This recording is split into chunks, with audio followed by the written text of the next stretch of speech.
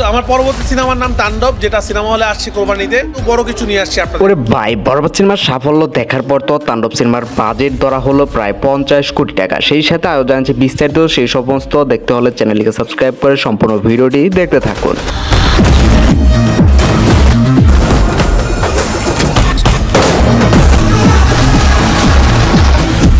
প্রথম অবস্থায় তাণ্ডব সিনেমার বাজেট ধরা হয়েছিল প্রায় 20 থেকে 25 কোটি টাকা, কিন্তু বর্তমান সময়ে বরবাদ সিনেমাতে যে সাফল্য এবং দর্শকদের যে জয়গান দেখা যাচ্ছে, এই সব দেখার পর পরিচালক এবং প্রযোজক মহল থেকে এইটা সিদ্ধান্ত নেওয়া হয়েছে যে তারা সিনেমাতে আরো নতুন করে কিছু অ্যাড করবেন এবং নতুন অ্যাকশন তারা দর্শকদের মাঝে উপহার দিবেন। আর সেই প্রেক্ষিতে সিনেমাটির বাজেট ডাবল করা হয়েছে এবং বর্তমান সময়ে এই সিনেমার বাজেট ধরা হয়েছে প্রায় 50 কোটি টাকা। যেহেতু বাংলাদেশের সিনেমার ইতিহাসে প্রথম এত বাজেট ব্যয়ে একটি সিনেমা নির্মাণ করা হচ্ছে, সেহেতু এই সিনেমাতে যে নতুনত্ব থাকবে এইটাই স্বাভাবিক, এবং এই সিনেমাটি যে তার ইতিপূর্বে পিছনের সকল সিনেমার রেকর্ড ভেঙে যাবে এইটার বলার বাসা রাখে না। তবে এইটা নিশ্চিত যে সাকিব খানের তাণ্ডব সিনেমাতে যে অ্যাকশন দর্শকরা দেখতে যাচ্ছেন, এই রকম অ্যাকশন আর বাংলা সিনেমার ইতিহাসে কখনোই দেখেননি দর্শকরা বরবাদ সিনেমাতে যেমন ভায়োলেন্স, যেমন অ্যাকশন দেখেছেন, তার যে ডাবল অ্যাকশন এবং ডাবল ভায়োলেন্স দেখতে পারবেন এবারের তাণ্ডব সিনেমায়। তো সেহেতু এই সিনেমাতে যে 50 কোটি বাজেট ধরা হয়েছে, সেহেতু বলাই যায় যে